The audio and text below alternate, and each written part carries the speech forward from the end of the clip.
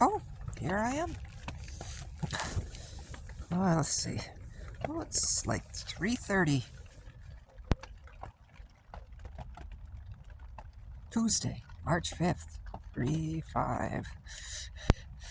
I got. Sorry. Hold on. Let me get that little whatever that is off my tooth. Okay. The coast is clear.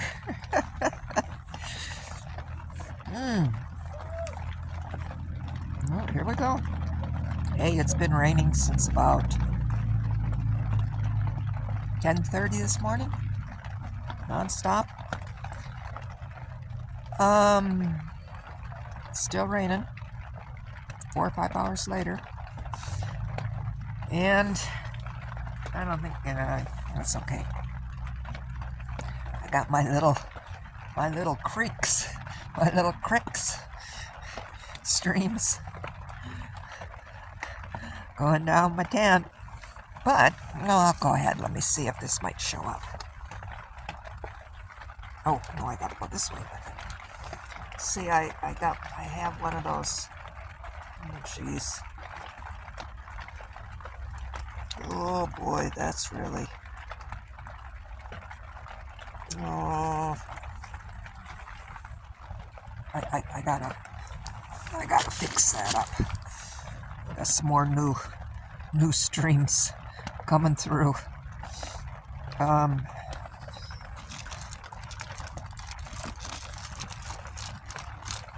But let's see how that works. Oh, that'll work. Geez, I just finished listening to the Bigfoot, the whole documentary, A Flash of Beauty. They just uploaded it onto YouTube. Oh. You know what's so amazing? There's so many things that are amazing to me. But they only had one. They had a few native and a couple fellas like myself who are predominantly European in our upbringing, or settler, whatever you want to say, but who have native ancestors through one or two branches of our ancestry. For me, it's on my father's side. My mother's side is mostly Middle Eastern and Eastern European. And then my father's side is a mixture of European settlers and child brides and rapes and things of that nature, that breeding that perpetuated from my father's side of the family, the native ancestry. So I have that in that, and I grew up on the land that was of my native ancestral lineage, up just south of Lake Superior, central Wisconsin area, what we call today. So why was I going all of there? Oh, so these folks, and then on that documentary, the only black man who was part of the researchers looked like my former husband, and he literally looked like a Bigfoot. I used to call my husband Wild Man from Borneo, and he referred to himself as Genuine African Mandingo warrior. He was crazy, and he was messed up as all. But yet, we had that common, there was enough of a common love and respect. We had enough for us to come together in a marriage, but we had two very different sets of values, and it just wasn't meant to last, that marriage. But it was an important learning process and developmental process for both of us, really. But he always looked like a Sasquatch to me. And that's what I last said. Like, man, he's the most primal looking man on the planet. And maybe that's part of the attraction. But that was so fascinating to see the only black African American Bigfoot researcher look like Tony. And he literally looked, well, Tony, my former husband, and he literally looked like a Sasquatch. And I just thought, wow, isn't that amazing? Really, watching that documentary was, once again, that rearranged my molecular structure for sure. Awakened a lot of things that were sitting dormant.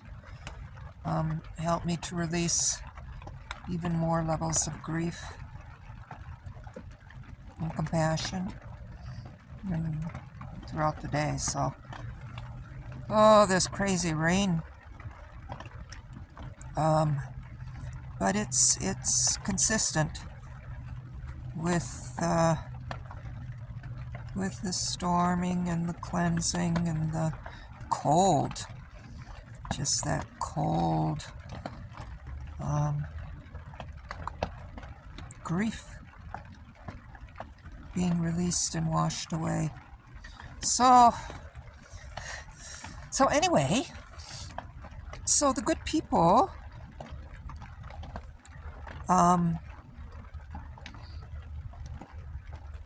Luther and Darlene, on Tuesdays, and I think they're from the Seventh-day Adventist Church, if I remember correctly, how it was explained to me. On Tuesdays around lunch hour, somebody comes out and sings gospel or, a cappella guitar, gospel music. Oh, it's so beautiful. I just look forward to that Tuesday lunch hour music, to hear it coming up the hill and feel the energy. But today, Luther and Darlene walked up to my tent. They said, "Are you in there?" And it's like, "Hey, yes, I am." And but I said I can't open the door because all the rain's gonna come in. So I'm kind of stuck in here until the rain passes. And they say, "Well, we have some clothes for you in a sleeping bag," and it's like, "And then we can get you some soup." And it's like, "Yeah, get me some soup. That'll be great." And so I kind of opened up the tent a little bit and kept the tarp. They lifted the tarp, one of the levels of tarp, and I was lifted another level of tarp, and we kind of passed the stuff through. And oh, God bless them. It's so beautiful what they brought up here. They said it was a sleeping bag, but to me that looks like a tent. And maybe there's a sleeping bag in there. I don't know. But it's beautifully packed up. I can't open it up in here. I barely have room. But then they brought me some wool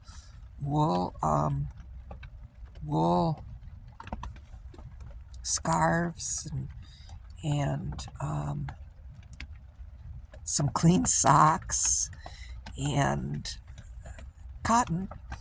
Ralph Lauren. I love Ralph Lauren. If I'm going to choose a designer, that would be mine. Ralph Lauren heavy-duty long-sleeve cotton shirts and a pair of Ralph Lauren trousers. So maybe I'll have, and they're all black. maybe I'll have, like some clean clothes to wear when I'm on the other side of this and I get a chance to be inside for a little while. We'll see. But that was really sweet. And the soup, it was like a vegetable chicken soup. Oh, and it was hot, or it was still warm. Oh, oh, was that good medicine. What a gift. What a gift. It was so beautiful. And so I was able to enjoy those gifts. Oh my God. And I'm happy I was guided to, because I have some of those really big, thick, heavy-duty construction trash bags that I bought from Walmart. And I cut one open. I laid one flat, but it was just too slippery. And again, I'm on an angle, so everything just slides. And it was like trying to walk on a wet slide. It's like, ooh, no, that's not good. So I cut it open so it was just one flat piece of plastic, and I laid it down over this part so the water could run underneath.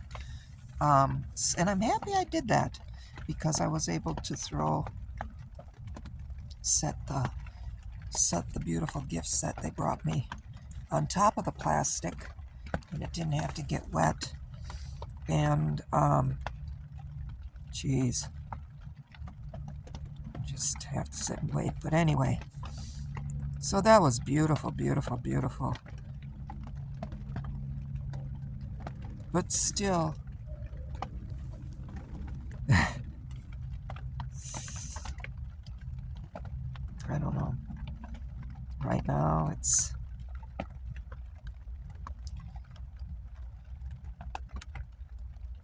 I'm still mostly high and dry. Though things are damp, from the condensation and just everything just the intense humidity in the air and in the tent. For the most part, I stay pretty warm, all bundled up, like warm enough. But my sleeping bags, because I can't dry them out, and I can't dry the bedding out underneath. That dampness does come up through. And I felt a little bit of a chill last night, but a little. I stayed more warm than not, so, and I was able to sleep sound and get in. Geez, those heavy-duty dreams that I'm going through. So anyway, I just, again, wanted to record this video at this segment. The dogs haven't been barking for about an hour, so maybe somebody came to get them. I hope.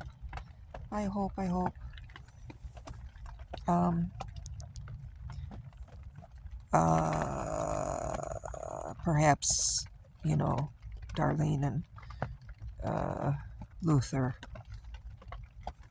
hearing the dogs barking and abandoned up here, perhaps got somebody to come and help the dogs out. At least get into some shelter during the storms. Maybe people can get them out once I don't know what's going to be happening. So anyway, I just wanted to touch base, because the Sasquatch documentary and what that's doing for me and my spiritual growth, and just all of this, the tower coming down and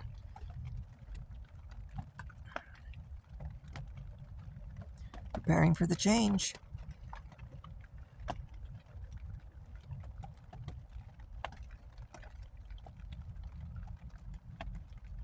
So I guess that's what I wanted to talk about. I just wanted to acknowledge Luther and Darlene and the good people at the church who do this work. Oh my God, that was a lifesaver, that hot soup. Oh my God. And then now to have some clean clothes when I can get a decent place to a dry and clean and safe place to clean up and kind of recover and recuperate, which is coming soon. So anyway, that's good enough for now. And I had to talk about the Sasquatch and just the amazing beings and the relation and the alliance that some of us have from this part of humanity and their side of humanity